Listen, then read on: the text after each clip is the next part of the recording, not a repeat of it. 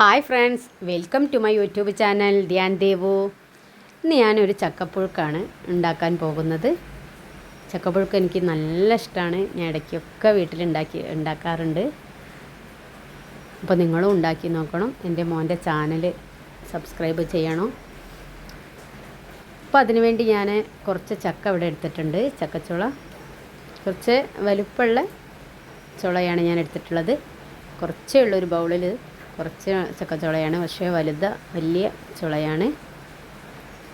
കണ്ടോ, ഞാനിവിടെ കുക്കറിലല്ല ചക്ക ഉണ്ടാക്കുന്നത്, ഒരു മൺകലത്തിലാണ് ചക്കപ്പുഴുക്ക് ഉണ്ടാക്കുന്നത്. അപ്പോൾ ഇത് നമുക്കൊന്ന് അരിഞ്ഞത് കാണിക്കാം. ഞാൻ നന്നായി റൗണ്ടിലാണ് അരിഞ്ഞെടുത്തിട്ടുള്ളത്. ഒരുപാടൊന്നും എടുക്കുന്നില്ല, ഞാൻ കുറച്ചാണ് എടുത്തിട്ടുള്ളത്. അപ്പോൾ നന്നായി എടുത്തിട്ടുണ്ട്.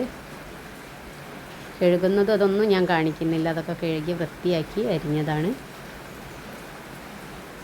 അപ്പോൾ നിങ്ങളെല്ലാവരും ഇത് ട്രൈ ചെയ്ത് നോക്കണം. വെരി സിമ്പിളാണ് ഉണ്ടാക്കാൻ. നമുക്കിതൊരു കലത്തിലേക്ക് ഇടാം. ഒരു ചെറിയ ഇത് പാകത്തിലുള്ളൊരു മൺകല എടുത്തിട്ടുണ്ട്. ഇതിലേക്ക് നമുക്ക് ഇട്ട് കൊടുക്കാം.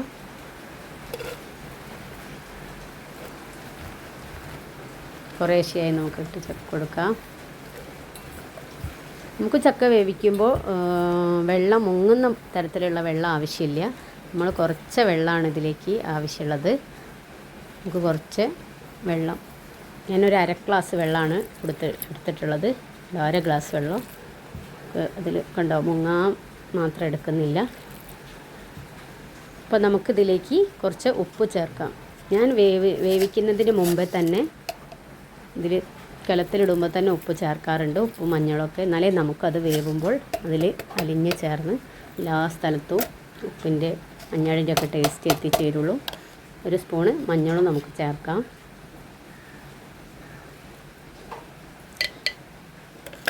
കണ്ടോ, ഇത്രയും ചക്കയാണ്. നിങ്ങൾക്ക് അളവിനനുസരിച്ച് ഇതിൻ്റെ അളവ് കൂട്ടാം. ഇനി മൂടി വെച്ചൊന്ന് നമുക്ക് വേവിക്കാം. കണ്ടോ, കുറച്ച് നേരമായി ഇത് വെച്ചിട്ട് ഇനി നമുക്കൊന്ന് തുറന്ന് നോക്കാം.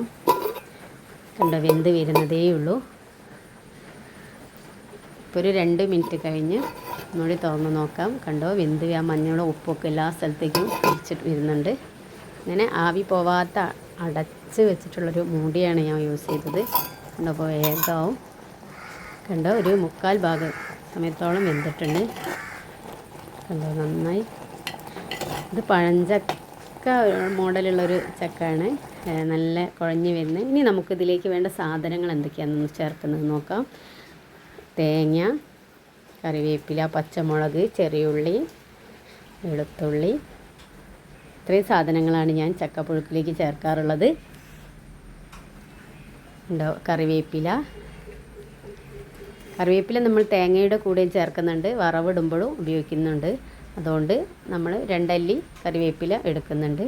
വെളുത്തുള്ളി, ചെറിയുള്ളി, പച്ചമുളക്, വലിയ ജീരകം, ചെറിയ ജീരകം, ഇതൊക്കെയാണത്. നമുക്ക് തേങ്ങയുടെ അനുസരിച്ചാണ് പച്ചമുളക് എടുക്കേണ്ടത്. കുറച്ച് തേങ്ങ ആണെങ്കിൽ കുറച്ച് പച്ചമുളക്, ചക്കേൻ്റെയൊക്കെ അളവ് നോക്കിയിട്ട് നിങ്ങൾ ചേർക്കണം. ഇതിൽ 2 അല്ലി കറിവേപ്പില, ഇതെല്ലാം ഞാൻ എടുത്തിട്ടുള്ളത്. അപ്പോൾ ഇനി നമുക്ക് ചക്ക എന്തായി ഒന്ന് നോക്കാം. കണ്ടോ, ഇപ്പോൾ വെള്ളമൊക്കെ പാകമായിട്ട് വറ്റി വെന്ത് വന്നിട്ടുണ്ട്. കണ്ടോ, നമ്മളൊട്ടും തന്നെ ഇതിന് മുൻപ് വെള്ളം ചേർത്തിട്ടില്ല, ആ വെള്ളം തന്നെയാണ്. നന്നായി വെന്തുടഞ്ഞിട്ടുണ്ട്. കണ്ടോ, ഒട്ടുമില്ല, വെള്ളം പാകത്തിന് വെന്ത് വന്നിട്ടുണ്ട്. ഇനി നമുക്ക് നേരത്തെ കാണിച്ച സാധനങ്ങളൊക്കെ ഒന്ന് ചതച്ചെടുക്കാം. നമുക്ക് നന്നായി അരയ്ക്കുന്നില്ല,